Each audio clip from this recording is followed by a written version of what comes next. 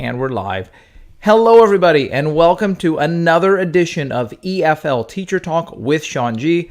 I am Sean Gallagher, your host for the weekly talk show about all things EFL. This week, the topic is, boom, it is the ACAN test. There are some very, very strong opinions, both for and against the ACAN. How do you feel about the ACAN test? You probably have to deal with this at some point in your English teaching career if you're here in Japan, and it kind of doesn't matter what part of the market you're a part of. If you're teaching young kids, you got to deal with the ACAN. Even if you're teaching older people, a lot of times you have to deal with the ACAN. So I thought we could just talk about some of the good and the bad of the ACAN. And let's get into it. Let's talk about the good stuff in the ACAN. Yay, ACAN, we love you. It's so great. Okay, some of the good points about the ACAN test. If you don't know what the ACAN test is, it is the Eigo Kente Shikan. I didn't get the whole thing in Japanese there. It is a proficiency test in English. It is similar to the TOEIC test, but the ACAN is more popular in Japan. So it's a standardized test that is supposed to measure your ability in English. And that is the ACAN test. Okay. Some of the good things about the ACAN. Here in Japan, I think point number one, a good thing about the ACAN is it has very, very strong brand name recognition. Almost everybody knows what you're talking about when you're talking about the ACAN. It is synonymous with English language learning in this country. So it has a great, strong brand name. So if you're teaching to this test or if you're administering this test at your school, I think it's going to be a positive thing because, like it or not, brand names are worth it, have value, and to be associated with a strong brand name like that is good for your business or for you as a teacher. I think another potentially good thing about the ACAN test is it seems like there comes a time in every student's English language career where there is a lot of interest in the ACAN test. So I think, coming to lessons is one thing. You can come week after week after week. But when everything crystallizes around this goal, and so it's kind of an artificial goal, but okay, I want to do well on the ACAN. And that it seems like for some students, that gives them focus in their English language studies, and it seems like they get a little boost of energy and a boost of motivation to try and make it over, to try and achieve the next level in this test that they're trying to get. So I think it's potential. Now, this doesn't always happen, but I think the potential good here is that there's a lot of interest from both parents of young learners and also the students themselves. They actually want to take the ACAN test. There's lots of interest in it. Number three, I kind of conflated those 2 points.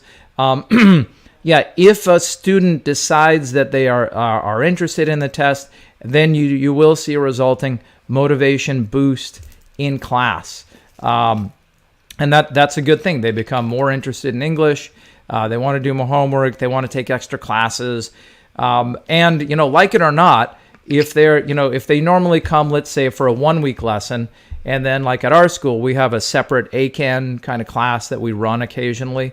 They're coming for more classes. They're spending more time trying to do stuff in English. Their English is necessarily just going to get better just because they're spending more time on it, right?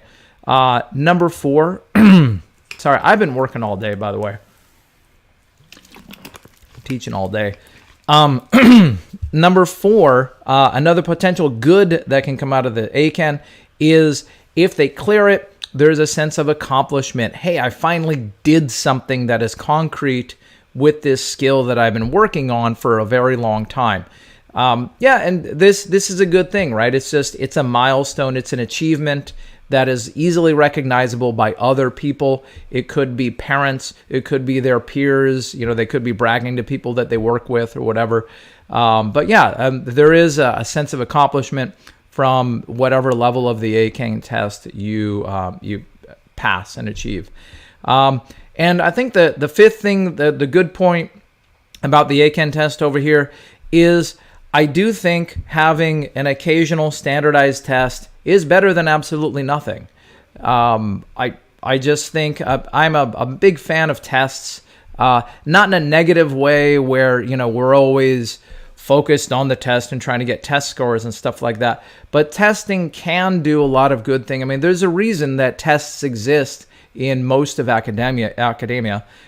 Testing is inherently, it just, you can validate that students know information and all the other points that I listed over here. So if it came down to absolutely nothing and having the ACAN test, I think as long as it's administered properly and in the right way, I think the ACAN is better than nothing. Okay, so that's okay. Now I'll put on my black hat now, and now I will trash the ACAN test. I'll tell you why I hate the ACAN test. Okay, I don't hate the ACAN test, but I think misused, it can be a negative thing. So just be careful, right? So I think one of the things I don't like about the ACAN test that I wish that I changed is that the content on the test does not match the instruction content that I have for my young learners EFL program. We do more of a David Paul, New Finding Out, phonics-based kind of curriculum. And we're really not worried about, these fluency, like high, oh God, I've been teaching too long today. But anyway, the the ACAN test does not match the way that we teach our classes always. At some of the upper levels it does, but at some of the lower levels it doesn't. So that's one thing I don't like about the ACAN test is that, especially in the lower levels in my school, the test doesn't match what we're teaching. And then obviously it's not fair to test somebody on something that you're not teaching them. So that's not a good match there. Okay, number 2. I think this is a very, again, this kind of relates to number 1. I think when I'm teaching, we try to teach all 4 language skills of listening, speaking, reading, writing. Okay, but the ACAN test, I believe at levels 5 and 4, I think they might start incorporating all 4 skills from level 3. I would have to go check on that, but I know it definitely at 5 and 4, they don't incorporate all 4 skills. So you get this lopsided profile but the people don't think it's a lopsided profile, right? I think if people pass the 5, they're like, oh my God, you're so great at English. And yeah, I mean, I think this does validate that you're good at certain parts of English, but it is definitely not a holistic approach to teaching English. And I think there are problems with that. Number 3 on the bad, what do we have here? Okay. This issue of, I think for a lot of Japanese students, the logic goes like this. I passed the ACAN test, therefore I am good at English, right? It's in that order. I passed the test and that means I'm good at English. Whereas I think at my school, we have the opposite idea. We think our kids are very good at speaking English. They have high levels of English fluency. Therefore, they can pass the ACAN test easily, even though we're not teaching to it. And I think I know Leslie. I know that you're in this group, and I know that there are some other teachers, out there that are in that group where it's just, it seems like you need to be careful of which is which, right? So yeah. So number 4, I think a potential negative part of the ACAN test is I think it could be a motivation drain if the student is getting outside pressure to perform well on the test. Now, this is the situation I'm thinking of a younger kid taking a test that they don't necessarily want to take, but they're getting a lot of parental pressure to validate their English skills. And so, yeah, in this case, if you're getting a person taking the test and they don't really want to take it, maybe their company is making them take it, maybe their parent is making them take it, I think it can be a motivation drain. And I think it is extremely negative influence on their long-term commitment to becoming, to learning a second language. So be careful on that. sorry, you know what? I just thought here's 4.5. By the way, the ACAN tests, the straight up ACAN tests, the 5, 4, 3, pre-2, 2, pre-1, and 1, these have all been developed for adults. And a lot of times you have young learners taking these tests. So this is not an ideal situation, right? And especially when you get into the high levels of the ACAN test, they talk about some pretty fairly complex topics, global warming, world trade, death penalty, and stuff like that. So yeah, I mean, it doesn't match. It's not appropriate for a young child to be taking some of those higher level ACAN tests, but people still kind of push their kids to do it anyway. So anyway, that's 4.5, not on the list here. Number 5, there are some very good alternatives to the ACAN test. I know that Cambridge has a test, which is in British English, and I believe the English version of the Cambridge test is the CAMLA test, and I'm not quite sure what the status of that is. I know it was in flux at some point. Here at my school, we also have an in-house test that we do that it does match our instruction, and it is all 4 skills based, and it gives a much more comprehensive look at what the students' skills levels, what their skill level actually is.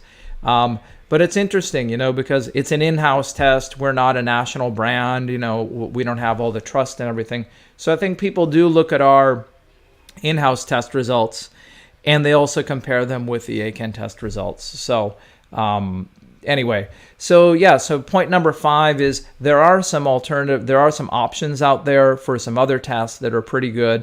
I know there are some alternative English language proficiency tests that I haven't mentioned. I think there's like a JET, I think there's a JET test or a JPEC. I've looked at both of those. I don't like them very much.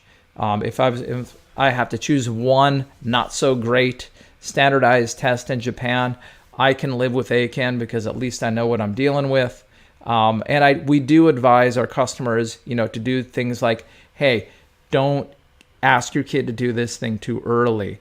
Don't make it a source of pressure for them. So things like that. Sorry, another thing on the bad side over here is it seems like I wish they had more levels to the test. I wish the ACAN had like 10 levels, right? Just because it seems like the levels of the test are exponentially difficult. Sorry, I should go over here. Exponentially difficult. Whereas, level 5 is pretty easy. Level 4 is harder. Level 3 is a lot harder than level 4. And then pre-2, there are these quantum leaps that you're making in terms of levels. And it seems like a student who passes 5 and 4 and 3, they want to continue taking these tests, but they hit a wall because it becomes too hard or the material becomes too difficult. And then there's nowhere really for them to go. So that's just another point. How do I do in time? Oh my God, I'm at 13 minutes. Man, I got like an internal clock that just goes off at 13 minutes. Anyway, thank you for watching today. If you've got any value out of this video or any of my other videos, please hit the subscribe button right here if you're watching this on YouTube. Even if you're not watching it on YouTube, you can go over there and please subscribe. I'm trying to get some subscribers over there, so that's great. Anyway, that is the good and the bad of the ACAN. Interested to know what you think about the ACAN. Please let me know in the comments. Do you administer it? Do you not administer it?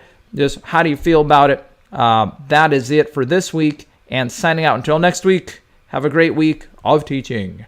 And bye.